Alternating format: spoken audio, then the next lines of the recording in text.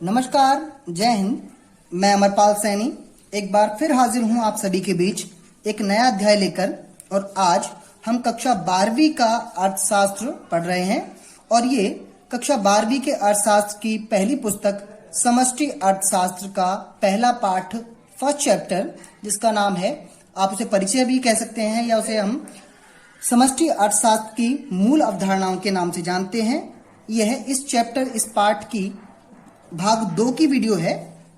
इससे पहले कि आप भाग 2 देखें, आप इस वीडियो के डिस्क्रिप्शन में दिए गए लिंक्स पर जाकर इस चैप्टर का पहला भाग जरूर देखें, जिसके बाद आपको यह वीडियो बहुत अच्छी समझ आएगी। तो चलिए शुरू करते हैं आज की हमारी वीडियो। और हम पढ़ रहे हैं कक्षा 12वीं का अर्थशास्त्र, समष्टि अर्थशास्त्र, और ये इसका दूसरा भाग है। तो चलिए, अभी तक हमने काफी चीजों पर चर्चा की, काफी चीजों के बारे में बात की, और अब हम अपने चैप्टर को आगे बढ़ाते हुए आज हम पढ़ने वाले हैं इसी चैप्टर से निवेश के बारे में। जैसे कि हमारे चैप्टर का नाम है समष्टि अर्थशास्त्र की मूल अवधारणाएं, उसी में हमारी एक अवधारणा, हमारा एक समुच्चय है निवेश। तो आज हम निवेश के बारे में पढ़ने वाले हैं और सबसे पहले आप परिभाषाओं से शुरू करें, उसके बाद हम समझते चलेंगे। तो देखिए, निवेश को हम इन्वेस्टमेंट यानी कि इंग्लिश में कहते हैं, और निवेश की परिभाषा इस तौर पर इस रूप में दी जाती है कि क्या है निवेश। निवेश क्या है कि किसी भी निश्चित समय अवधि के दौरान, किसी भी लेखा वर्ष के दौरान, किसी अर्थव्यवस्था में सभी उत्पादकों द्वारा अपनी स्टॉक में वृद्धि करना, अपनी परिसंपत्तियों और अपने पास उपस्थित कच्चे माल इत्यादि की मात्रा में, कच्चे माल इत्यादि के जो स्टॉक हैं उनमें वृद्धि करना निवेश कहलाता है। तो निवेश की परिभाषा हम इस तौर पर लें, निवेश को हम इस तरह समझें, निवेश क्या है, निवेश की परिभाषा क्या है, उसका अभिप्राय क्या है, अर्थ क्या है। तो एक निश्चित समय अवधि के दौरान या फिर एक लेखा वर्ष की अवधि के दौरान किसी अर्थव्यवस्था में उत्पादकों द्वारा अपने स्टॉक में वृद्धि करना निवेश कहलाता है। तो यहाँ निवेश की परिभाषा के बाद समझे, निवेश को हम 2 घटकों में समझते हैं, 2 रूपों में, 2 खंडों में समझते हैं। वो क्या है? एक है स्थिर निवेश, एक है स्थिर निवेश और माल सूची निवेश।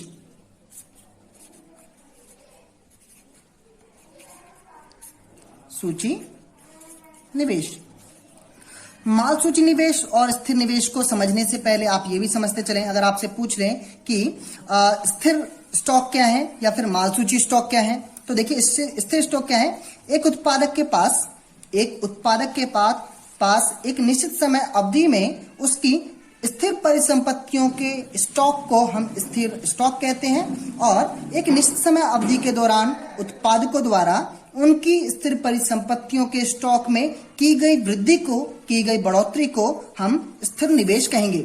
स्थिर निवेश क्या?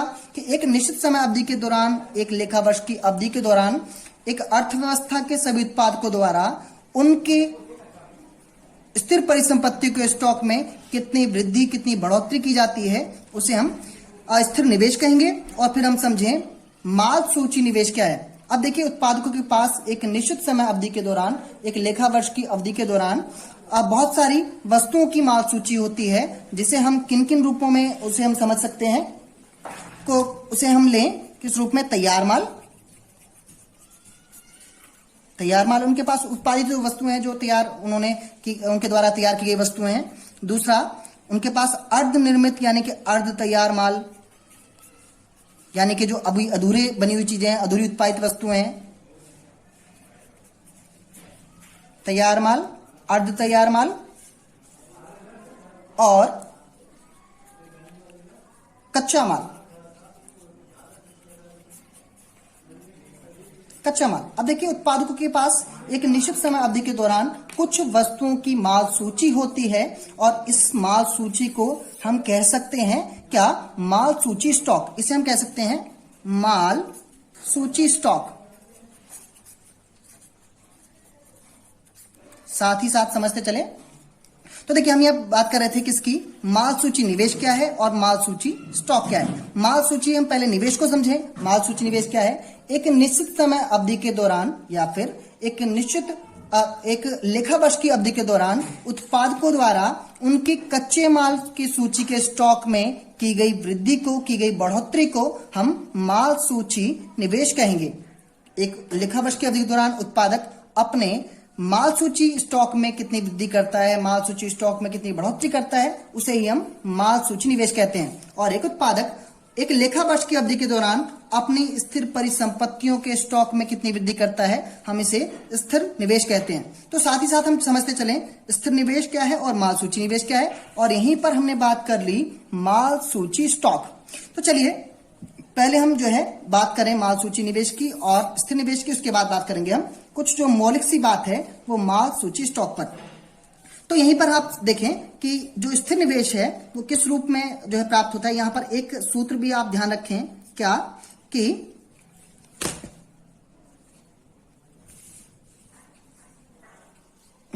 तो यहां आप ध्यान रखें एक और चीज, वो क्या, आप स्थिर निवेश को कैसे ज्ञात करेंगे। एक तो उत्पादकों के पास उनकी स्थिर परिसंपत्ति का अंतिम स्टॉक, यानी जो भी निश्चित अवधि है किसकी उत्पादन की, और उसके अंत में उनके पास परिसंपत्तियों का, स्थिर परिसंपत्तियों का कितना स्टॉक है। तो स्थिर जो है अंतिम स्टॉक कितना है, उसमें से आप घटा देंगे प्रारंभिक या आरंभिक स्टॉक,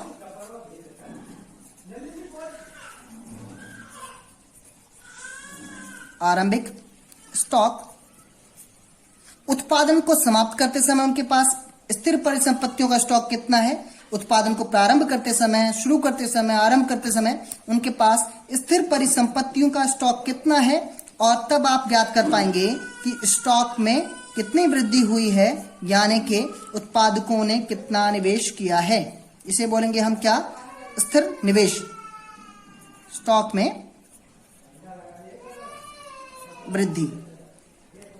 तो यहां हम बात करते हैं स्थिर निवेश, यानी कि उनके स्थिर परिसंपत्तियों के स्टॉक में जो वृद्धि हुई उसे हमने स्थिर निवेश कहा।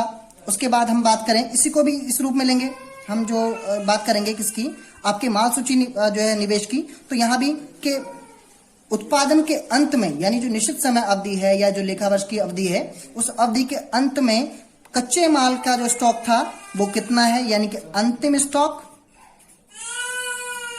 अंतिम स्टॉक माइनस आरंभिक स्टॉक,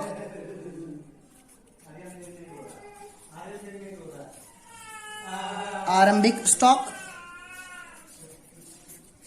बराबर स्टॉक में वृद्धि। स्टॉक में यहां समझिए और ध्यान रखें कि यहां हम अंतिम स्टॉक किस चीज की बात कर रहे हैं, उत्पादकों के पास स्थिर परिसंपत्तियों के अंतिम स्टॉक की, और आरंभिक स्टॉक परिसंपत्तियों का, स्थिर परिसंपत्तियों का आरंभिक स्टॉक। और अगर आप अंतिम स्टॉक में से आरंभिक स्टॉक निकाल देते हैं तो आप ज्ञात कर पाएंगे कि स्टॉक में वृद्धि कितनी हुई है। साथ ही यहां पर हम कच्चे माल के स्टॉक की बात कर रहे हैं, यानी कि तैयार माल, अर्ध तैयार माल यानी अर्धनिर्मित माल, और कच्चा माल, इसे हम कहेंगे माल सूची स्टॉक। माल सूची स्टॉक अंतिम जो समय है उत्पादन के अंत का, उस समय कितना है, उसको उसमें से आप आरंभिक स्टॉक घटा दें तो आप स्टॉक में वृद्धि यानी स्टॉक माल सूची निवेश की गणना कर पाएंगे, आप उसे ज्ञात कर पाएंगे। तो चलिए यहां तक हमने समझा निवेश की परिभाषा क्या है, स्थिर निवेश क्या है, माल सूची निवेश क्या है, और माल सूची निवेश के घटक यानी कि तैयार माल कितना है, अर्धनिर्मित माल कितना है और कच्चा माल, इन तीनों को आप जोड़ दें तो आप माल सूची स्टॉक की गणना कर पाएंगे। यहां हमें एक और चीज समझते चलनी है साथ में। देखिए यहां हमने बात की थी किसकी, माल सूची स्टॉक की। माल सूची स्टॉक यानी कि उत्पादकों के पास तैयार माल, अर्ध तैयार माल और कच्चा माल कितना है, इसकी हम बात कर रहे थे। अब इस माल सूची स्टॉक को हम क्या करते हैं कि इसे भी दो नाम दे देते हैं कि माल सूची स्टॉक में क्या, एक आपका होता है नियोजित और एक होता है अनियोजित।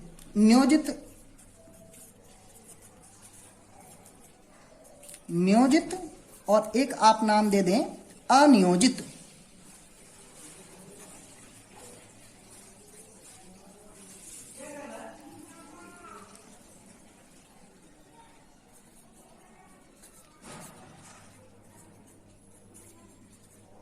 अनियोजित यानी कि जो माल सूची स्टॉक है उत्पादकों के पास नियोजित माल सूची स्टॉक और अनियोजित।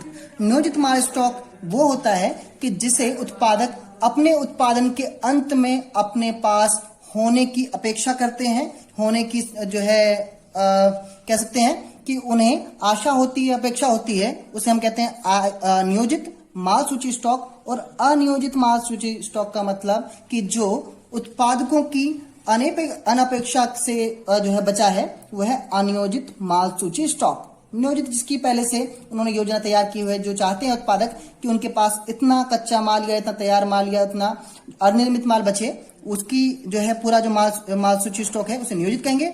अनियोजित जिसकी अपेक्षा, जिसकी उम्मीद, जिसका जो है उम्मीद किसको, उत्पादकों को नहीं है। तो यहाँ हम समझते चले, साथ साथ ही बात कर रहे हैं हम निवेश क्या है, स्थिर निवेश क्या है, उसकी गणना कैसे की जाती है, माल सूची निवेश क्या है, उसकी गणना कैसे की जाती है, और माल सूची स्टॉक में हम किन किन चीजों को जोड़ते हैं उसकी हम बात कर रहे थे। और हमने बात कर ली यहीं पर माल सूची स्टॉक, नियोजित माल सूची स्टॉक जिसकी पहले से उत्पादकों को अपेक्षा होती है, उत्पादक पहले से जिसकी उम्मीद रखते हैं वो, और अनियोजित माल सूची स्टॉक जिसकी अपेक्षा उत्पादकों को नहीं होती। तो यही हम बात करते चलें और आगे बढ़ें। इसके बाद इसी टॉपिक से हम समझते चलें। देखिए यहाँ तो हमने बात कर ली इन तीनों परिभाषाओं को, बहुत अच्छी तरह समझ लिया। अब आगे हम बात करें किसी भी अर्थव्यवस्था में जो निवेश है और निवेश के दोनों घटकों का महत्व, उसकी वैल्यू क्या होती है, इसकी अब हम बात कर रहे हैं। तो यहाँ हम बात कर रहे हैं महत्व की। महत्व किसका? माल सूची निवेश का महत्व, और माल ये हमारा स्थिर निवेश का महत्व क्या, उसकी वैल्यू क्या है, उसका इंपोर्टेंस क्या है अर्थव्यवस्था में, हम उसकी बात कर रहे हैं। तो देखिए पहले हम समझते चलते हैं किसको, अपने स्थिर निवेश को के महत्व को समझें, और उसके बाद हम बात करेंगे अपना माल सूची निवेश के महत्व की। तो इसके महत्व को समझते समय हम पहली बात तो ये समझें, क्या उत्पादन क्षमता।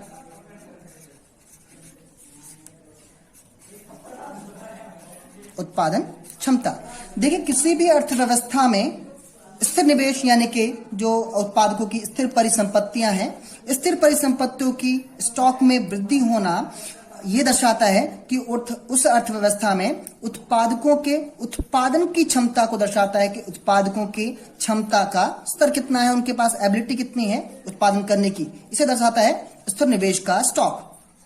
नंबर 2 आप समझें किस तरह से, उच्च उत्पादन स्तर। उच्च उत्पादन स्तर, देखिए अगर किसी भी अर्थव्यवस्था में स्थिर परिसंपत्तियां यानी कि प्लांट और मशीनरी इत्यादि जो हैं वो अधिक मात्रा में है, तो एक तो उत्पादन क्षमता को दर्शाती हैं, नंबर 2 वो उच्च उत्पादन स्तर को दर्शाती हैं। उत्पादन क्षमता के साथ साथ वो यह दर्शाती है कि किसी भी अर्थव्यवस्था में उत्पादन का स्तर, उत्पादन का जो लेवल है, प्रोडक्शन का जो लेवल है, वो किस हद तक कितने उच्च स्तर का है, ये दर्शाता है किसी भी अर्थव्यवस्था में स्थिर परिसंपत्तियों का स्टॉक। और तीसरी जो बात, अगर किसी भी अर्थव्यवस्था में उत्पादन की क्षमताएं अधिक हैं और उच्च स्तर का उत्पादन हो रहा है, इसका मतलब है कि उस अर्थव्यवस्था में जो स्थिर परिसंपत्तियों का स्टॉक है वो उस अर्थव्यवस्था की जीडीपी वृद्धि को दर्शाता है। ये सिंबल है, ये एक प्रतीक है कि अगर किसी भी अर्थव्यवस्था में उत्पादन क्षमता अधिक है, उच्च उत्पादन स्तर है, उत्पादन अच्छे लेवल पर होता है, अच्छे स्तर पर होता है, तो इसका मतलब कि वो अर्थव्यवस्था, उस अर्थव्यवस्था की जो जीडीपी है,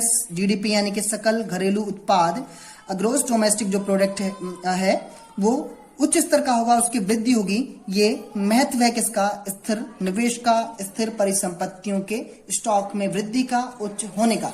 तो अब यहाँ पर हम बात कर रहे हैं दूसरी हमारी चीज, और वो क्या है, हम यहां पर बात कर रहे थे माल सूची निवेश। अब माल सूची निवेश का महत्व क्या है किसी भी अर्थव्यवस्था में, हम वो बात कर लेते हैं। तो देखिए पहली तो आप यहां पर बात समझें कि देखिए यहां पर हम बात करते हैं माल सूची में 2 चीजें ज्यादा हैं, एक तो कच्चा माल का ज्यादा महत्व है और निर्मित माल। तो यहां पर क्या होता है कि ये जो माल सूची निवेश है वो बाजार में, वो अर्थव्यवस्था में पूर्ति सुनिश्चित करता है। इसका पहला महत्व है पूर्ति सुनिश्चित करना। पूर्ति सुनिश्चित करना किस चीज की? कच्चे माल की पूर्ति सुनिश्चित करना, निर्मित वस्तुओं की, अर्धनिर्मित वस्तुओं की पूर्ति सुनिश्चित करना काम होता है माल सूची निवेश का। ये दर्शाता है माल सूची निवेश कि किसी भी अर्थव्यवस्था में कितनी पूर्ति सुनिश्चित हो पा रही है कच्चे माल इत्यादि की। पूर्ति सुनिश्चित करता है, पहली बात। नंबर 2 कि माल सूची निवेश अगर उत्पादकों के पास अधिक और अच्छी मात्रा में है तो वो जो दिन प्रतिदिन की निर्भरता है बाजार पर उत्पादकों की, उसे कम करता है। निर्भरता को कम करता है। अगर किसी भी अर्थव्यवस्था में उत्पादकों के पास माल सूची निवेश यानी कि जो माल सूची स्टॉक है वो अच्छी मात्रा में है, तो उत्पादक फर्मों को अपने दिन प्रतिदिन की जो आवश्यकताएं हैं, जो जरूरतें हैं कच्चे माल इत्यादि की, उनके लिए बाजार स्थितियों पर निर्भर नहीं रहना पड़ेगा। यानी कि जो निर्भरता है बाजार के ऊपर उत्पादकों की, उसे माल सूची निवेश कम करता है। नंबर 3 और तीसरा महत्व इसका वो ये कि अगर किसी भी अर्थव्यवस्था में स्टॉक की जो कच्चा माल है या तैयार माल है या निर्मित माल है, उसका स्टॉक अच्छी मात्रा में है, तो ये लाभ की स्थिति यानी उत्पादक जो है बाजार में उत्पन्न होने वाले जो अधिक मांग है उसको लाभ के रूप में उपयोग कर सकते हैं, उसका लाभ उठा सकते हैं। अगर किसी भी अर्थव्यवस्था में माल सूची स्टॉक उत्पादकों के पास अच्छी मात्रा में है। तो यहाँ इस वीडियो में हमने जो पूरी हम बात कर रहे हैं, अभी तक हमने समझा किस बारे में? निवेश के बारे में, निवेश के दोनों घटकों के बारे में और इसके आपका सूत्र के बारे में, और साथ ही साथ हमने कि आपका स्थिर जो निवेश है उसका महत्व क्या है और जो आपका माल सूची निवेश है उसका महत्व क्या है। हम इसमें ये चीज समझ सकते हैं। तो चलिए आगे बढ़ते हैं और हम बात कर रहे हैं निवेश की। निवेश में ही अब हम बात करने वाले हैं कुछ जो महत्वपूर्ण चीजें। एक है हमारे पास सबसे पहले सकल निवेश,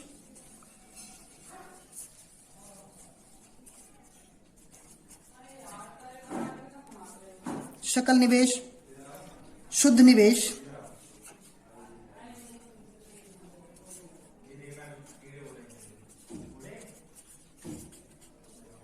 निवेश, और हम बात करेंगे बहुत अच्छी तरह से जो समझने वाले हैं वो है मूल्यह्रास।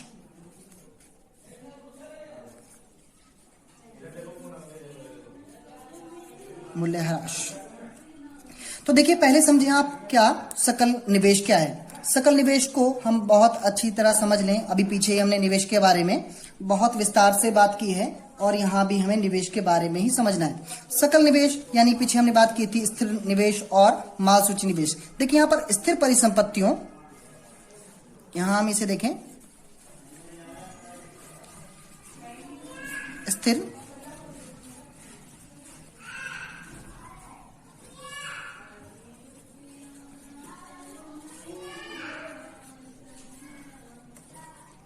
परिसंपत्तियों और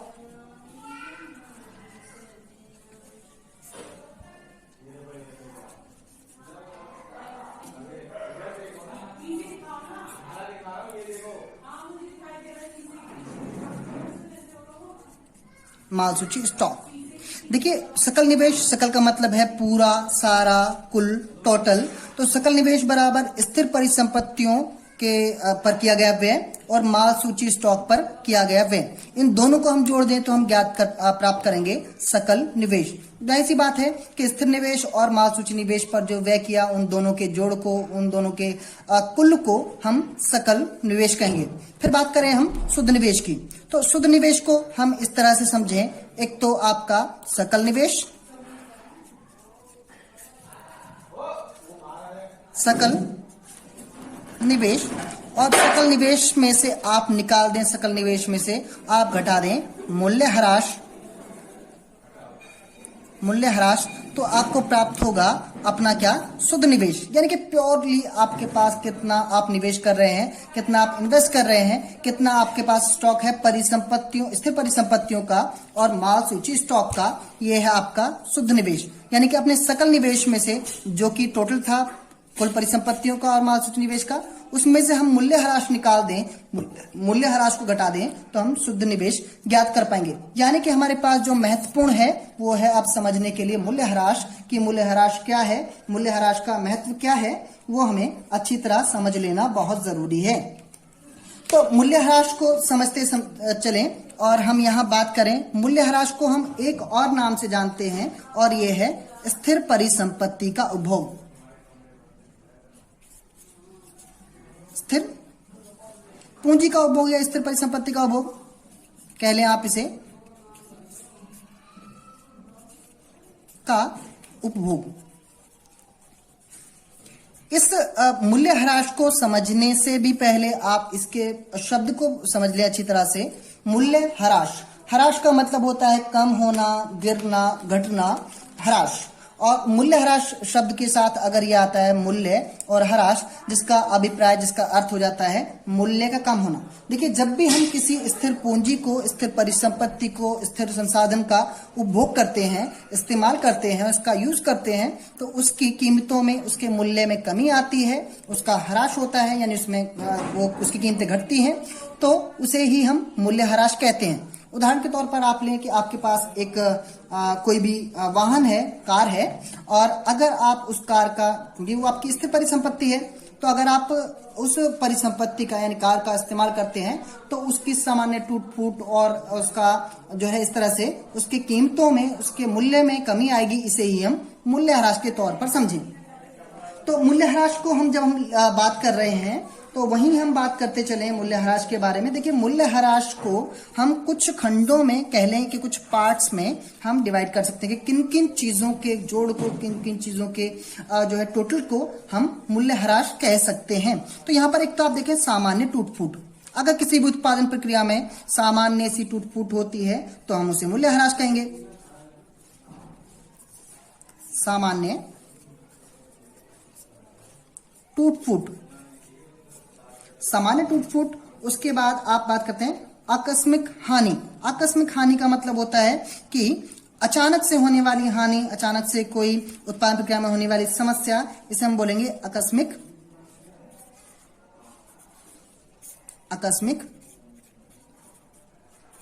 हानि। और तीसरा प्रत्याशित अप्रचलन।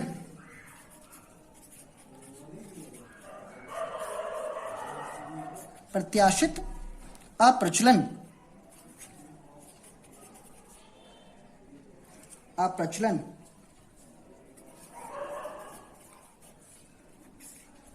तो देखिए, हम बात कर रहे हैं मूल्यह्रास की और मूल्यह्रास के घटकों को, उसके पार्ट्स को हम समझ रहे हैं। तो यहाँ बात करते समय हम एक एक करके चीजों को समझते चलें और आगे लेते चलें। और यहाँ देखिए, सबसे पहले मूल्यह्रास में हम बात करते हैं सामान्य टूट फूट की। अगर उत्पादन प्रक्रिया के दौरान आपके संसाधनों में, यानी कि आपके जो भी जमीन है, मशीनरी है या प्लांट इत्यादि है, उसमें सामान्य टूट फूट होती है, तो इसे हम मूल्यह्रास का एक अंग मान सकते हैं, मूल्यह्रास का एक हिस्सा मान सकते हैं। आकस्मिक हानि, अगर उत्पादन प्रक्रिया के दौरान कोई भी आकस्मिक यानी कि अचानक जो है कोई भी हानि होती है, तो उसे आप मूल्यह्रास का एक अन्य अंग मान सकते हैं। और तीसरा आपके पास है प्रत्याशित अप्रचलन। तो इस शब्द को आप समझ लें, आप बहुत अच्छी तरह इसको जो है फिर अपने याद रख पाएंगे। समझना बहुत जरूरी है। प्रत्याशित अप्रचलन का, अब देखिए, पहले तो है प्रत्याशित और फिर है अप्रचलन। यहां आप एक शब्द पहले ले लें, प्रचलन। प्रचलन का मतलब कोई भी चीज चलन में होना, कोई भी चीज जो है फैशन में होना, ये कहलाता है प्रचलन। और क्योंकि हमारे पास यहाँ पर अप्रचलन है, यानी किसी भी चीज का चलन से बाहर हो जाना, किसी भी चीज का जो फैशन है उससे बाहर हो जाना, अप्रचलन कहलाता है। प्रत्याशित, जिसकी पहले से आपको संभावनाएं लग रही हैं, जिसका आपको पहले से अनुमान है, वो प्रत्याशित कहलाता है। और उत्पादन प्रक्रिया के दौरान ये एक जो है बहुत सारी चीजों के बारे में उत्पादकों को ज्ञान होता है कि कुछ चीजें अप्रचलित हो जाएंगी, इसे ही हम कहते हैं प्रत्याशित अप्रचलन। देखिए, प्रत्याशित अप्रचलन में हम एक दो चीजें समझते चले, इसमें क्या क्या चीजें हम जोड़ सकते हैं। प्रत्याशित अप्रचलन में एक तो आपका प्रौद्योगिकी में परिवर्तन, प्रौद्योगिकी परिवर्तन। देखिए, अगर तकनीकें बदलती हैं समय के साथ, अगर प्रौद्योगिकी का स्वरूप बदल जाता है, तो वो भी एक प्रत्याशित अप्रचलन के रूप में लिया जाता है और उससे उत्पादकों को होने वाली परिवर्तन को हम मूल्यह्रास में ही जोड़ेंगे। प्रौद्योगिकी परिवर्तन और दूसरा मांग में परिवर्तन। अगर समय के साथ उपभोक्ताओं की या उत्पादकों की मांग में परिवर्तन हो जाता है, मांग बदल जाती है और उस मांग के परिवर्तित होने से उत्पादकों को होने वाली हानि, उत्पादकों को होने वाला जो घाटा है, उसे भी हम क्या करेंगे, मूल्यह्रास में ही जोड़ेंगे। तो प्रौद्योगिकी में परिवर्तन और मांग में परिवर्तन, ये दोनों ही प्रत्याशित अप्रचलन के हिस्से हैं, भाग हैं और ये है मूल्यह्रास का हिस्सा। मूल्यह्रास यानी उत्पादन प्रक्रिया के दौरान उत्पादकों का मूल्य में होने वाला ह्रास, उनकी स्थिर परिसंपत्ति के उपभोग के कारण होने वाला मूल्य में कमी क्या कहलाती है, मूल्यह्रास कहलाता है। यही आप एक और चीज साथ ही साथ समझते चलें, और किस रूप में, देखिए इसे यहाँ एक और चीज आप ले लें, किसको, आप अप्रत्याशित अप्रचलन। कई बार जो चीजें हैं वो अप्रत्याशित तौर पर, अप्रत्याशित जिसकी पहले से संभावना हो, मैंने आपको बताया कि प्रत्याशित का मतलब कि जिसकी पहले से आशा हो, अपेक्षा हो, उम्मीद हो, जिसका पहले से हमें आभास हो कि कुछ ऐसा हो सकता है, वो प्रत्याशित कहलाता है। और दूसरी एक चीज यहाँ पर अप्रत्याशित अप्रचलन भी है।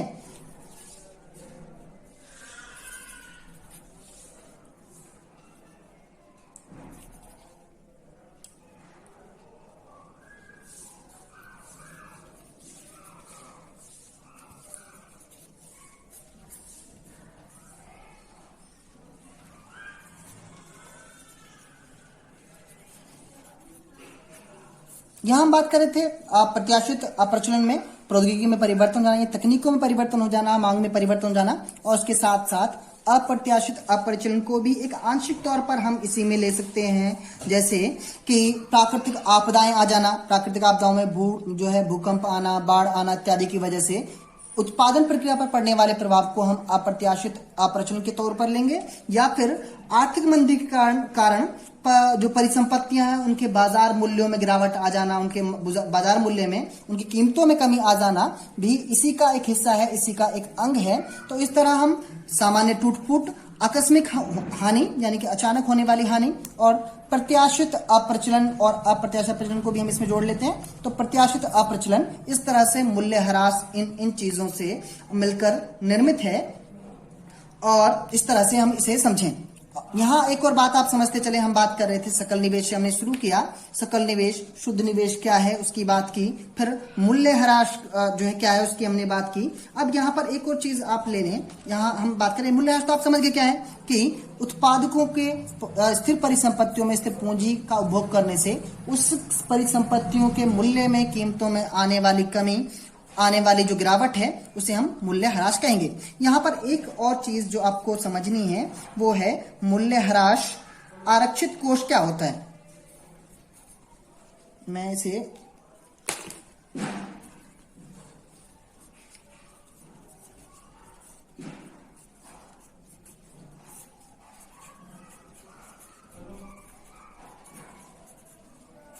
आरक्षित कोष,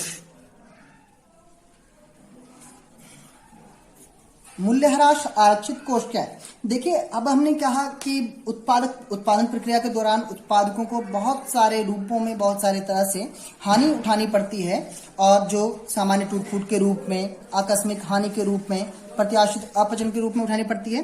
तो उत्पादकों के पास पहले से इन हानियों का जो है भरपाई करने के लिए, इन हानियों का भुगतान करने के लिए, इन हानियों का को वहन करने के लिए एक आरक्षित कोष होता है, जिसे हम मूल्यह्रास आरक्षित कोष कहते हैं। उदाहरण के तौर पर ले लें कि अगर एक उत्पादक किसी प्लांट का, किसी स्थान का इस्तेमाल करता है और उसे अनुमान है कि उसे उस स्थान की डेंटिंग पेंटिंग करानी होगी हर एक वर्ष में, और अगर उत्पादक उस डेंटिंग पेंटिंग के लिए पहले से कुछ जो राशि है, पहले से कुछ जो फंड है वो अपने पास आरक्षित रखता है, तो इसे ही हम मूल्यह्रास आरक्षित कोष कहेंगे।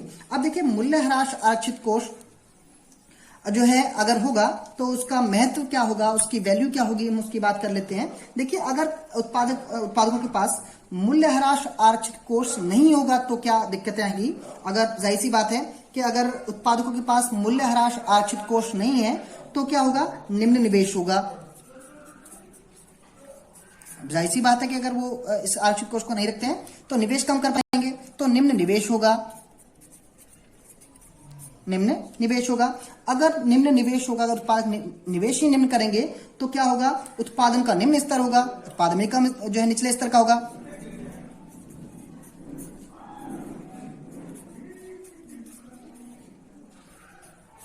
निम्न स्तर। अब देखिए, अगर निवेश ही कम होगा तो उत्पादन जाहिर सी बात है कम होगा।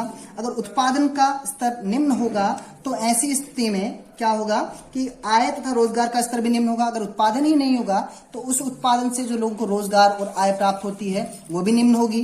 अगर आय और रोजगार निम्न होगा तो समग्र मांग भी निम्न होगी। अगर आय और रोजगार ही निम्न हो जाए, आय और रोजगार निम्न हो जाए तो जाहिर सी बात है कि जो समग्र मांग है, जो मांग की जाती है सभी लोगों के द्वारा, मांग में गिरावट आएगी। और अगर मांग में गिरावट आई तो क्या होगा कि निम्न निवेश जो है प्रेरणा, अगर मांग कम होगी तो उत्पादक के पास जो उनकी प्रेरणा है निवेश करने की वो कम होगी, और अगर निम्न निवेश की प्रेरणा होगी तो निवेश भी कम होगा। इसलिए ये जो चीजें हैं वो अंतर संबंधित हैं, एक दूसरे से जुड़ी हुई हैं। अगर मूल्य ह्रास आरक्षित कोष ना हो तो ये चीजें उत्पन्न होंगी, ये समस्याएं उत्पन्न हो सकती हैं। तो यहां इस चीज तक हमने इतना समझा, तो आगे बात हम करते हैं। इसके बाद हम पढ़ रहे हैं पहला पाठ, समष्टि अर्थशास्त्र की मूल अवधारणाएं। यहाँ हमारे पास अभी आगे जो समझने के लिए मुख्य टॉपिक हैं वो है हमारे पास स्टॉक और प्रवाह। चीजों को समझते चलें, अगर आप समझेंगे तो आपको जो है बार बार उन चीजों को पढ़ने की जरूरत नहीं है। पुनरावृत्ति की आवश्यकता जो है सभी को होती है, रिवीजन चाहिए होता है, लेकिन आपको वही चीजें बार बार समझने की जरूरत नहीं पड़ेगी अगर आप एक बार बहुत अच्छी तरह समझ लेते हैं। तो हमारे पास यहाँ देखें, अभी हम पढ़ रहे हैं स्टॉक और प्रवाह। स्टॉक और प्रवाह क्या है, दो अवधारणाएं हम एक साथ जो है समझते चलें। तो देखिए, स्टॉक की हम बात करेंगे और बात करेंगे प्रवाह की। स्टॉक क्या है, आपसे परिभाषाएं पूछी जाती हैं, और क्योंकि आप समष्टि अर्थशास्त्र पढ़ रहे हैं तो वहां पर आपको पूंजी, आय, मुद्रा, बचत, निवेश, ब्याज या इस तरह की बहुत सारी राशियों के बारे में अध्ययन करना है, और उन राशियों को हम मूलतः या तो स्टॉक या फिर प्रवाह के रूप में वर्गीकृत करते हैं। तो समझ लें पहले हम स्टॉक कहते किसे हैं, स्टॉक क्या है। देखिए, स्टॉक की परिभाषा क्या है कि किसी भी निश्चित समय बिंदु पर मापी गई कोई भी मात्रा, किसी भी निश्चित समय बिंदु पर, यहां आपके पास जो समझने वाली जो बारीकी है वो निश्चित समय बिंदु, निश्चित समय बिंदु। देखिए, किसी भी निश्चित समय बिंदु पर मापी गई कोई भी मात्रा क्या कहलाती है, स्टॉक कहलाती है। और निश्चित अवधि में मापी गई, ये क्या है, यहां पर निश्चित समय बिंदु है और यहां पर निश्चित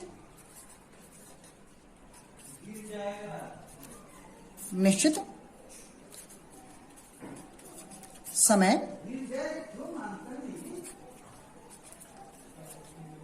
अवधि। दोनों में अंतर आप समझते चलें कि किसी भी निश्चित समय बिंदु पर मापी गई कोई भी मात्रा स्टॉक कहलाती है, और किसी भी निश्चित समय अवधि में, निश्चित समय अवधि का मतलब 1 मिनट, 4 मिनट, 1 सेकेंड, 1 साल, 20 साल, 100 साल, ये सभी क्या है, निश्चित समय अवधि है, टाइम पीरियड है। ये एग्जैक्ट टाइम है और ये टाइम पीरियड है। तो किसी भी निश्चित समय बिंदु पर मापी गई कोई भी मात्रा स्टॉक कहलाती है। किसी भी निश्चित समय बिंदु पर मापी गई मात्रा को हम स्टॉक कहते हैं, और किसी भी निश्चित समय अवधि में मापी गई किसी भी मात्रा को हम स्टॉक, ये प्रवाह कहलाते हैं, प्रवाह कहते हैं। तो स्टॉक और प्रवाह को आप समझें तो मैं यहाँ एक उदाहरण के माध्यम से आपको स्टॉक और प्रवाह समझा रहा हूँ। उदाहरण आप मान लें कि अभी आपसे कोई पूछे कि भाई आपकी जेब में कितने रुपए हैं। अगर आपसे कोई पूछे कि आपकी जेब में कितने रुपए हैं, आप कहें कि मेरी जेब में 100 रुपए हैं, तो उस समय जब किसी ने आपसे पूछा कि आपके पास कितने रुपए हैं, तो उसके पास, आपके पास उस समय आपके पास जो मुद्रा का स्टॉक है वो कितना है, 100 रुपए, क्योंकि एक निश्चित समय बिंदु पर मापा गया। और मान लें कि अगर आप अगले ही जो है मिनट, अगले ही घंटे आप उस 100 रुपए की खरीदारी कर लें, तो आपसे कोई पूछे कि आपके पास कितने रुपए हैं, आप कहेंगे कि आपके पास तो 0 रुपए हैं, क्योंकि आपके पास जो पैसा था वो तो आपने खरीदारी कर ली। तो एक निश्चित समय बिंदु, जब पहले निश्चित समय बिंदु पर हमने जो है मुद्रा को, आपकी जेब में जो मुद्रा थी वो मापा, तो कितना था 100 रुपए। अगले ही मिनट हमने उसको मापा तो कितना हुआ, अगले एक जो है निश्चित समय बिंदु पर, एक एग्जैक्ट टाइम पर हमने मापा तो 0 था। तो निश्चित समय बिंदु पर मापी गई कोई भी मात्रा स्टॉक है। प्रवाह क्या है? अगर आपसे कोई पूछे कि आप एक सप्ताह में कितना कमा लेते हैं, या आप एक दिन में कितना कमा लेते हैं, या आपकी मासिक आय कितनी है, यहाँ समय अवधि का बोध हो रहा है, समय अवधि के बारे में बात हो रही है, टाइम पीरियड के बारे में बात हो रहा है। एक दिन में कितना कमा लेते हैं, एक सप्ताह में कितना कमा लेते हैं, आपकी मासिक आय कितनी है, पूरे महीने की आय है वो, या फिर आपकी वार्षिक आय कितनी है, वो सभी क्या है, वो आपकी जो है एक निश्चित समय अवधि में मापी गई कोई मात्रा है, इसलिए हम उसे स्टॉक जो है प्रवाह कहेंगे। अब जैसे देखिए एक टंकी है, पानी की टंकी, तो पानी की टंकी में अगर आप जो है सुबह सुबह उठें और आप जाकर देखें आपकी टंकी में कितना पानी है, उस समय आपने एग्जैक्ट टाइम पर, निश्चित समय बिंदु पर जो मापा वो स्टॉक था। और आपसे कहें कि आपकी जो है पानी की टंकी 1 घंटे में कितने लीटर पानी भर जाता है, तो 1 घंटा मतलब क्या कि वो एक निश्चित समय अवधि हो गई। निश्चित समय अवधि में मापी गई कोई भी मात्रा प्रवाह है, यानी प्रवाह जैसे शब्द में है फ्लो, और स्टॉक मतलब कि एक निश्चित समय बिंदु पर मापी गई कोई भी मात्रा स्टॉक है। बहुत अच्छा उदाहरण, आप मैं अंतिम उदाहरण की बात कर रहा हूं।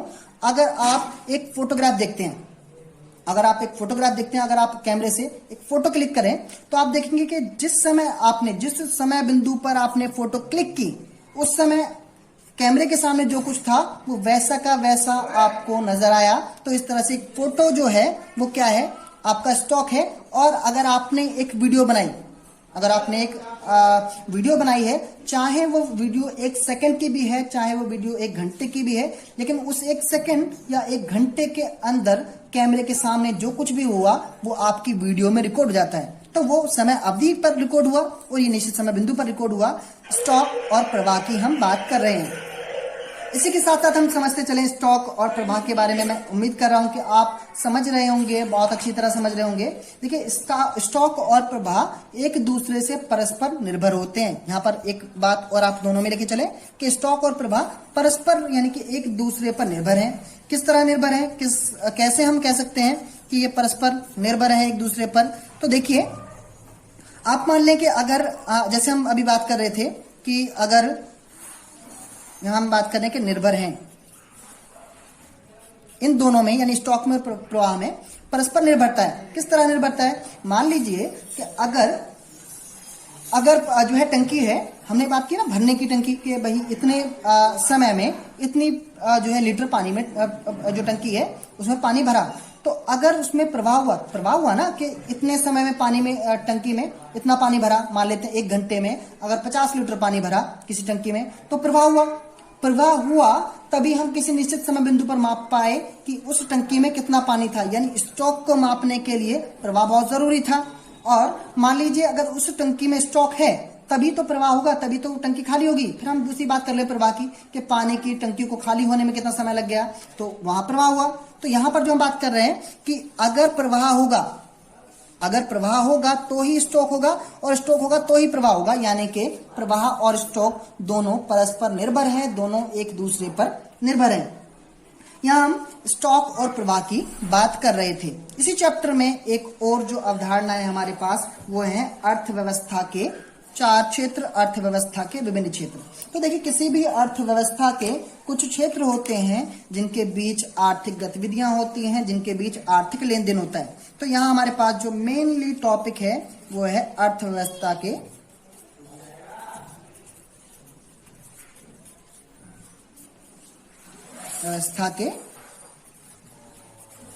चार क्षेत्र। अर्थव्यवस्था के क्षेत्रों में हम बात कर रहे हैं, 4 क्षेत्र कौन से हैं आप समझ लें। तो देखिए, पहला है परिवार क्षेत्र,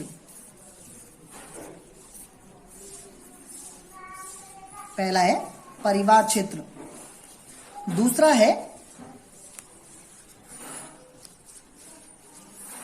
पहला परिवार क्षेत्र और दूसरा है उत्पादक क्षेत्र,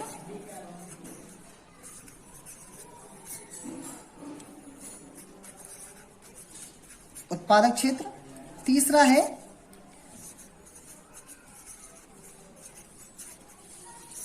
सरकारी क्षेत्र, और चौथा आपके पास है विदेशी क्षेत्र।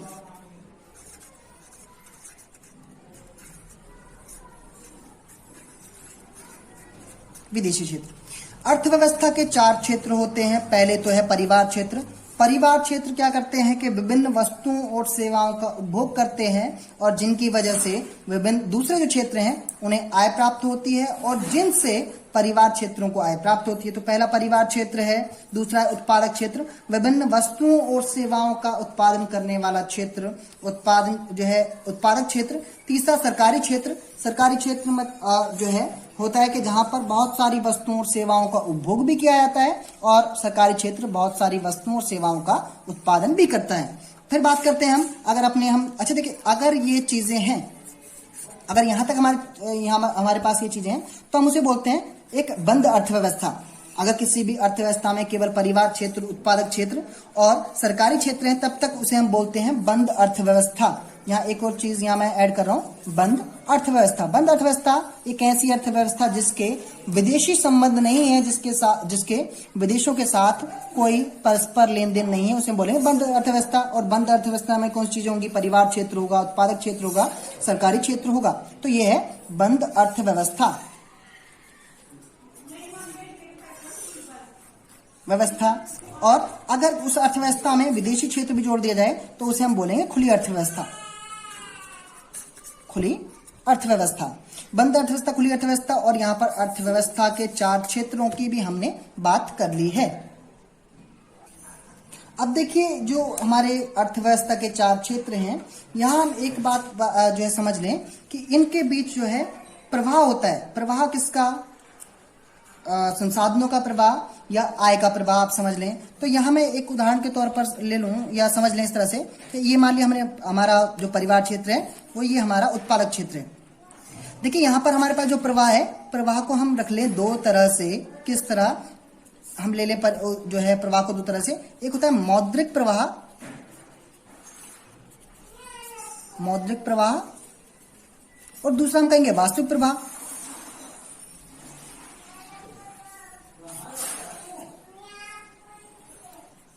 मौद्रिक प्रवाह और वास्तविक प्रवाह। देखिए क्या है मौद्रिक प्रवाह और वास्तविक प्रवाह। हम पहले समझ लें कि परिवार क्षेत्र और उत्पादकों के क्षेत्रों के बीच प्रवाह होता है। किसका? वस्तुओं का, संसाधनों का, विभिन्न चीजों का प्रवाह होता है। आय का भी प्रवाह होता है, यानी फ्लो होता है। उसमें से आप देख लें वास्तविक प्रवाह क्या है और मौद्रिक प्रवाह क्या है। देखिए हम जानते हैं कि परिवार क्षेत्र, जो परिवार क्षेत्र हैं वो उत्पादक क्षेत्रों को विभिन्न संसाधनों के रूप में, विभिन्न कारकों के रूप में चीजें उपलब्ध कराते हैं। परिवार क्षेत्र के लोग ही तो जो कि उत्पादक क्षेत्रों के यहाँ अपना श्रम देते हैं, अपने संसाधन देते हैं। तो इस तरह अगर यहाँ पर देखिए मौद्रिक प्रवाह क्या है और वास्तविक प्रवाह को आप समझें तो इस प्रवाह जो है को भी समझ पाएंगे। मौद्रिक प्रवाह यानी कि मुद्रा के रूप में, यानी कि नगद के रूप में परिवार क्षेत्रों और उत्पादकों के क्षेत्रों में होने वाला लेन देन क्या कहलाएगा? मौद्रिक प्रवाह। और वास्तविक प्रवाह होगा कि जिसमें मौद्रिक और गैर मौद्रिक, यानी कि नगद के रूप में और गैर नगद के रूप में भी जितना लेन देन हुआ परिवार क्षेत्रों और उत्पादक क्षेत्रों के बीच, उससे हम कहेंगे वास्तविक प्रवाह। जैसे आप उदाहरण के तौर पर लें, अगर हम पहले बात करें वास्तविक प्रवाह की, तो वास्तविक प्रवाह का मतलब कि परिवार क्षेत्रों द्वारा उत्पादक क्षेत्रों को सभी तरह के जो है कारक, यानी कि भूमि, श्रम, पूंजी, उद्यम वृत्ति, हर तरह की चीजें उपलब्ध कराई जाती हैं। और जो परिवार क्षेत्र, जो उत्पादक क्षेत्र है, वो परिवार क्षेत्रों को अपने उत्पाद बेचता है, अपने उत्पादन की बिक्री करता है। तो ये क्या है? वास्तविक प्रवाह है। और मौद्रिक प्रवाह का मतलब कि परिवार क्षेत्र उत्पादक क्षेत्रों को, जो परिवार क्षेत्र हैं वो उत्पादक क्षेत्रों की वस्तुएं खरीदते हैं, उनके उत्पाद खरीदते हैं किस रूप में? नगद के रूप में, तो कहलाएगा मौद्रिक प्रवाह। और वहीं अगर उत्पादक क्षेत्र परिवार क्षेत्रों को उनके संसाधनों के बदले वेतन के रूप में, ब्याज के रूप में या किराए के रूप में कोई भी भुगतान करते हैं तो कहलाएगा मौद्रिक प्रवाह। या मौद्रिक प्रवाह का मतलब नगद के रूप में किया गया प्रवाह। वास्तविक प्रवाह बस सभी तरह की वस्तुओं और नगद के रूप में किया गया प्रवाह है वास्तविक प्रवाह। इसी के साथ हमने अपना समष्टि अर्थशास्त्र का पहला अध्याय, जिसे हम परिचय के तौर पर पढ़ रहे हैं, जिसमें हम समष्टि अर्थशास्त्र की मूल अवधारणाओं के बारे में पढ़ रहे थे। इसकी 2 वीडियोस हैं, भाग 1 और भाग 2। आशा करता हूं कि आपने इस वीडियो को देखने से पहले भाग 1 भी देखा होगा और मैं आशा कर रहा हूं कि आपको ये वीडियो, ये चैप्टर बहुत ही अच्छी तरह समझ आया होगा, बहुत पसंद आया होगा। हमारे साथ जुड़े रहने के लिए, इस जो है सीखने के क्रम को आगे बढ़ाए रखने के लिए आप हमारे इस चैनल को सब्सक्राइब कर लें अगर आपने अभी तक नहीं किया है। अगर आपको वीडियो अच्छी लग रही है, समझ आ रही है, तो हमारी इसी वीडियो को लाइक करें, वो आपका प्रोत्साहन है हमारे लिए। और साथ ही साथ इन वीडियोस को अपने बाकी साथियों को, अपने सहपाठियों को भी शेयर करें, जिससे कि इस चीज़ का लाभ सभी लोगों को मिले। धन्यवाद। जय हिंद।